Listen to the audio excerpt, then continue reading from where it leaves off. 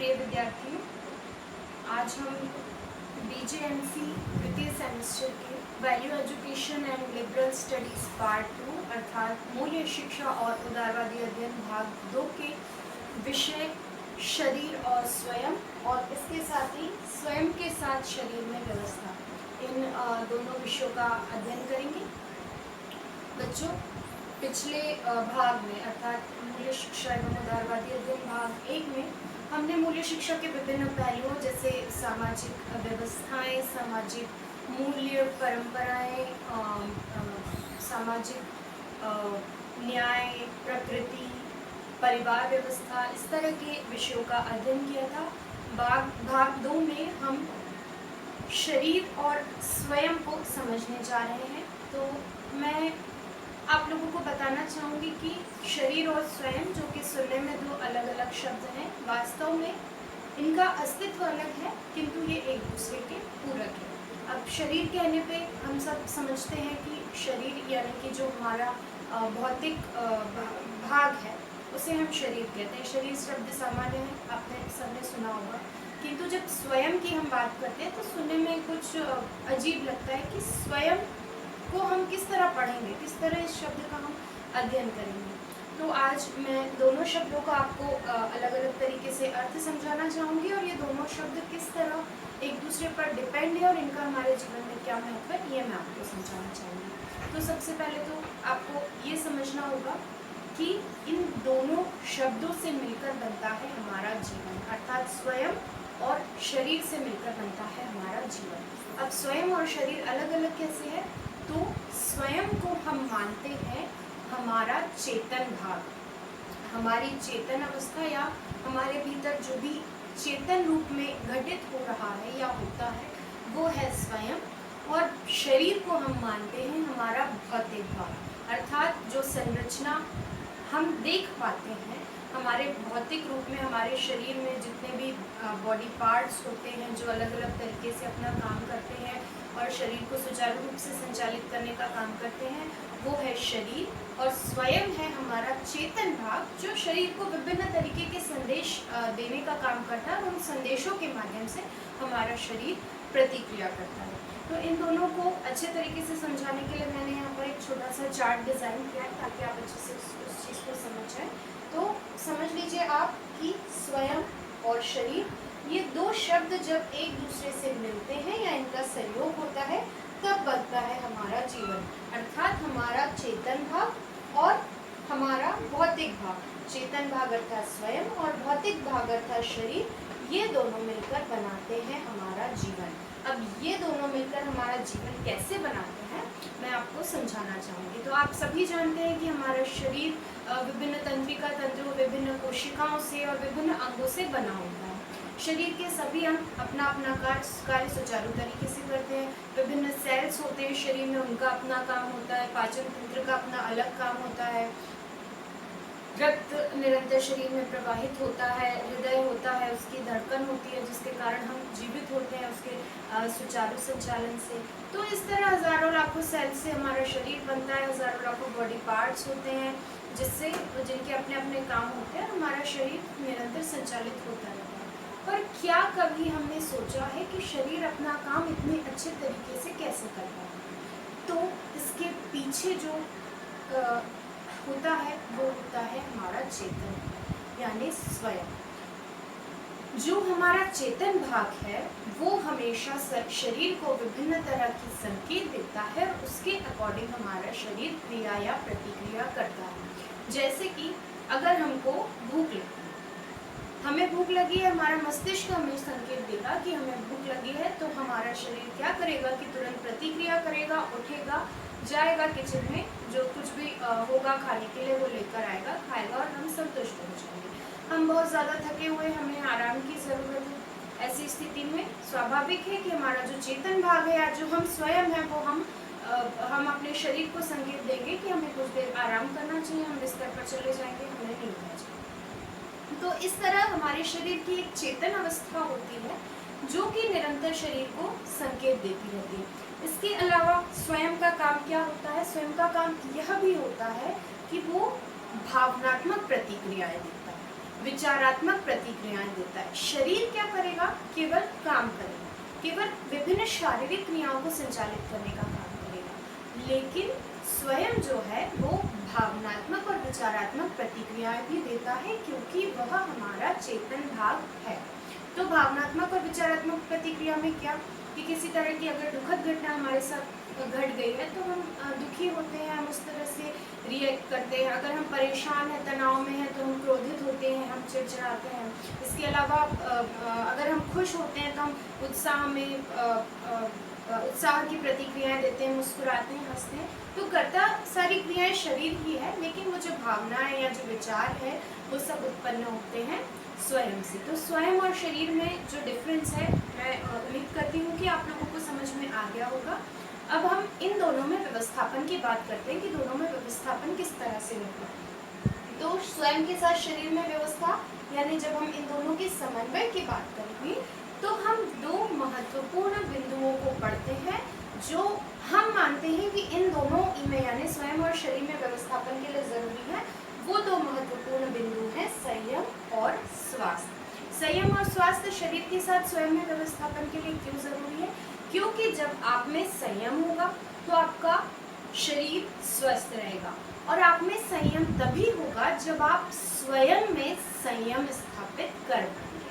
ठीक है, आपको अपने शरीर को स्वस्थ रखना है, तो स्वाभाविक सी बात है कि आपको संयम में रहना होगा और आपको अपने स्वास्थ्य का ध्यान रखना होगा। तो इन दो बिंदुओं के अंतर्गत अब हमको संयम किन चीज़ों पे रखना है? तो सबसे पहला है खान पान, दूसरा दिनचर्या, तीसरा जीवन शैली और चौथा भौतिक इच्छाएं। जब आप स्वयं और शरीर में व्यवस्थापन करना चाहते हैं तो सबसे महत्वपूर्ण बात यही होती है कि आपको संयम रखना है, और किन बिंदुओं पे संयम रखना है, जो 4 बिंदु मैंने आपको बताए। अब सबसे पहले हम पहले बिंदु की बात करते हैं, यानी खान पान। पुराने समय से जो बड़े बुजुर्ग हैं वो बोलते आए हैं कि खान पान हमेशा अच्छा होना चाहिए, शुद्ध होना चाहिए। आजकल जो भी जंक फूड का फैशन बढ़ गया, हम देख रहे हैं कि कितनी सारी बीमारियां फैली हुई हैं। ज़्यादातर जो बच्चों में बीमारियां होती हैं, यूथ में बीमारियां होती हैं, इंडाइजेशन की बीमारी हम देख सकते हैं, या फिर फूड पॉइजनिंग देख सकते हैं, या फिर फैट देख सकते हैं, कोलेस्ट्रॉल बढ़ जाता है, शुगर हो जाता है, तरह तरह की बीमारियां हो जाती है। उसका सबसे महत्वपूर्ण कारण जो देखने में आता है, या जो विशेषज्ञ, चिकित्सा विशेषज्ञ हैं वो भी यही बताते हैं कि आजकल मार्केट में जिस तरह का रेडी फूड या जंक फूड मिल रहा है, जिसके प्रति यूथ या बच्चे बहुत ज़्यादा आकर्षित हो रहे हैं, तो तरह तरह की बीमारियां उससे घर कर जाती हैं। हमारा स्वयं पे नियंत्रण नहीं है, हम ठेलों पे किसी भी तरह का दिन भर से खुला जो अन्न होता है वो खाते हैं, या रेडी फूड जो मार्केट में मिल रहा है वो खाते हैं। तो उसमें तरह तरह के प्रिजर्वेटिव्स मिले होते हैं, जो कि प्रत्यक्ष रूप से तो हमें समझ में नहीं आता, लेकिन कहीं ना कहीं हमारे शरीर को नुकसान पहुँचाने की कोशिश करते हैं। तो स्वाभाविक सी बात है, इस तरह का हम खान पान रखेंगे तो हमारे शरीर को नुकसान होगा, और ऐसी स्थिति में हम जब तक स्वयं पे संयम नहीं रख पाएंगे, हमारा स्वास्थ्य अच्छा नहीं रह पाएगा, हमारा शरीर अच्छा नहीं रह पाएगा। तो आपको समझ में आया कि किस तरह स्वयं और शरीर एक दूसरे पर डिपेंड करता है। दूसरा पॉइंट है दिनचर्या। पुराने समय में बड़े बुजुर्ग सुबह उठ जाते थे, ठंडी जो शुद्ध वायु होती थी, सूर्य की जो पहली किरण होती थी, सैर पर जाते थे, उस किरण का, उस शुद्ध वायु का वो लाभ लिया करते थे। आजकल हमारी दिनचर्या किस तरह की होती है कि आराम से रात को 2 बजे मोबाइल देखते हैं, सोते हैं, सुबह 10 बजे उठते हैं और फिर तैयार व्यार होकर नहा धो के कैसे वैसे निकल जाते हैं। तो इस तरह की दिनचर्या में क्या होता है कि फिर आलस भरा होता है हमारा पूरा दिन। जब 10 बजे सोकर हम उठेंगे तो अजीब सा एक अनमनापन लगेगा, हमको आलस लगेगा, हमारा कुछ काम में मन नहीं लगेगा। अगर सुबह उठ के हम एक बार जाके बाहर थोड़ा सा टहल लेते हैं, फ्रेश एयर लेते हैं, तो हमारा सारा दिन बहुत अच्छा निकलता है। उसके बाद अगर हम लेट सोकर उठेंगे तो हमारे नाश्ते का शेड्यूल, हमारे खाने का शेड्यूल, हर चीज़ का शेड्यूल डिले होता जाएगा। तो इस तरह से हमारी सारी दिनचर्या बिगड़ जाएगी, और चूँकि इधर हम लेट होते जाएंगे तो उधर सोने में भी हम लेट होंगे। अच्छी नींद बहुत ज़्यादा ज़रूरी है, समय पे खाना बहुत ज़्यादा ज़रूरी। तो ये दिनचर्या का महत्वपूर्ण हिस्सा है, इसलिए ज़रूरी कि हमारी दिनचर्या अच्छी हो। बात जीवन शैली की करते हैं, तो जीवन शैली का अच्छा होना बहुत ज़रूरी है। जीवन शैली से मेरा तात्पर्य है कि आपकी जो डेली रूटीन है उसमें इस तरह की चीज़ें शामिल हो जिससे आप स्वस्थ रह सकें। जैसे कि व्यायाम, आपके दिनचर्या में व्यायाम का होना सैर का होना बहुत महत्वपूर्ण है, चूँकि हम तरह तरह की चीज़ें खाते हैं, हम घर से बाहर जाते हैं, शुद्ध वातावरण में हम रहते हैं, हम चूँकि गाड़ी से चलते हैं, आजकल पैदल चलना बहुत कम हो गया, तो इसके लिए ज़रूरी कि थोड़ा सा वर्कआउट हमारी बॉडी करती रहे, ताकि बॉडी लचीली रहे, स्फूर्त रहे। तो व्यायाम बहुत ज़रूरी है। ठीक है, व्यायाम ज़रूरी है, व्यायाम के साथ सैर ज़रूरी है, कुछ ऐसी अदर एक्टिविटीज़ जैसे खेल या तैराकी, या आप में आपको जिस तरह की भी एक्टिविटीज़ पसंद है, कुल मिलाकर वर्कआउट ये बहुत ज़रूरी है। तो जीवन शैली को में हम व्यायाम को या इस तरह की एक्टिविटीज़ को जगह दें, जिससे हमारा शरीर तो स्वस्थ रहे ही, हमारे अंदर भी सकारात्मकता का समावेश हो। और भौतिक इच्छाएं, संयम की चूँकि हम बात करें तो भौतिक इच्छाओं पे नियंत्रण या संयम बहुत ज़रूरी है, क्योंकि इसका सीधा सीधा संबंध हमारे शरीर से है। जितनी ज़्यादा भौतिक इच्छाएं आपकी होंगी और आप उनकी पूर्ति करते जाएंगे, आपका शरीर उतना ही अस्वस्थ और आलसी होता चला जाएगा। इसीलिए हमको इस चीज़ का बहुत ध्यान रखना है कि हमारी भौतिक इच्छाएं सीमित हो, उन पे हमारा संयम रहे। हम जितनी लग्जरियस लाइफ जीते जाएंगे, उतना हम आलसी बनते जाएंगे, उतना हमारा शरीर काम के प्रति कमज़ोर होता चला जाएगा या आलसी होता चला जाएगा, हाथ पैर चलना उतने ही कम होता जाएगा, और हम बीमारियों को, तरह तरह की बीमारियों को हमको हमारा शरीर घेर लेगा। स्वाभाविक सी बात है, आप बिल्कुल पैदल नहीं चलते हैं, आप बिस्तर पे पड़े पड़े टीवी देख रहे हैं, आप कोई भी ऐसा काम नहीं कर रहे, कोई भी ऐसा वर्कआउट नहीं कर रहे जिससे आपका शरीर चलता फिरता रहे। भौतिक इच्छाओं में बहुत सारी चीज़ें, तमाम तरह के लग्जरियस आइटम है ना, आप काम करने के लिए लोगों को रख लेते हैं, आप स्वयं किसी तरह का काम नहीं कर रहे हैं, एकदम लग्जरियस आप गद्दे पे बैठ रहे हैं, लग्जरियस आप कार में चल रहे हैं, तो इस तरह से आपका शरीर पूरा काम करना बंद कर देगा, और फिर तमाम तरह की बीमारियां जो वो आपके शरीर को घेर देंगी। तो संयम बहुत ज़रूरी है स्वयं के साथ, अगर आप शरीर में व्यवस्था बनाना चाहते हैं तो। और संयम हम मानते हैं एक तरह का हमारी स्वयं को नियंत्रित करने के लिए है। स्वयं की इच्छाएं हैं ये सारी, जिसको हमें नियंत्रित करना है संयम के माध्यम से। दूसरा है स्वास्थ्य, हमको अपने स्वास्थ्य का सबसे ज़्यादा ध्यान रखना होगा। अगर हमको इन दोनों में मैनेजमेंट स्थापित करना है तो स्वास्थ्य का ध्यान रखने के लिए मैंने ऊपर ही आपको बताया कि व्यायाम ज़रूरी है।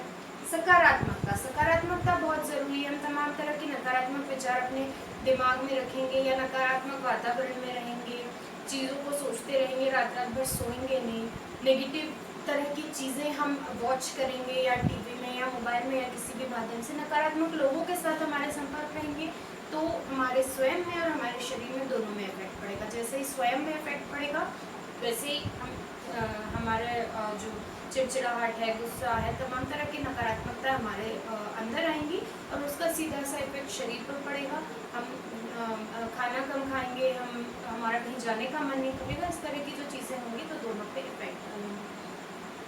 स्वच्छता की हम बात कर रहे हैं, स्वास्थ्य के लिए स्वच्छता बहुत ज़्यादा ज़रूरी है।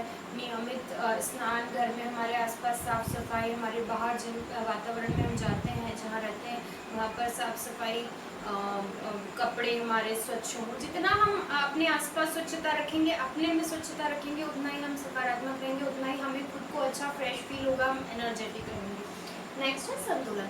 इन सारी चीज़ों में संतुलन बनाना बहुत ज़रूरी है कि आप ऐसे अपना टाइम मैनेजमेंट इस तरह का करें कि आप व्यायाम भी कर सकें, आपकी नींद भी पूरी हो, आपका खान पान भी समय पर हो, आपकी दिनचर्या, आपका शेड्यूल अच्छा रहे, इसी बीच आप अपनी स्वच्छता का भी ध्यान रख सके, इसी बीच आप वर्कआउट भी कर सके और अपना काम भी कर सके। इस तरह से आपको सारी चीज़ों में संतुलन बैठाना पड़ेगा। तो ये एक छोटे से चार्ट के माध्यम से मैंने छोटी छोटी चीज़ों को समझाने का प्रयास किया। स्वयं और शरीर को मैं फिर से एक बार सार संक्षेप में आपको समझाने की कोशिश करती हूँ कि हमने जो कुछ यहाँ पर समझा वो यही है कि स्वयं और शरीर एक दूसरे के पूरक है। स्वयं में आप जब नियंत्रण रखते हैं, स्वयं में जब आप अच्छे विचार रखते हैं, जब आपका चेतन भाग सक्रिय होता है, सकारात्मक होता है, तभी आपका शरीर स्वस्थ रह पाता है।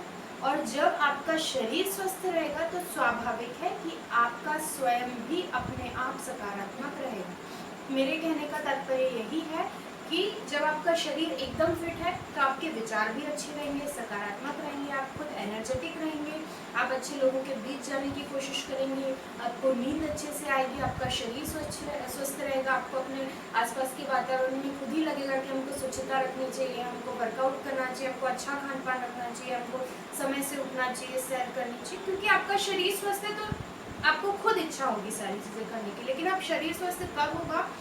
जब आपका स्वयं जो है वो शरीर को अच्छे तरीके से नियंत्रित करने की कोशिश करेगा। इसीलिए सबसे ज़्यादा ज़रूरी है कि हमको स्वयं में संयम रखना है, अच्छा खान पान रखना है, हमको जो हमारा शरीर का चेतन भाग है वो शरीर को हमेशा अच्छे मैसेजेस दे।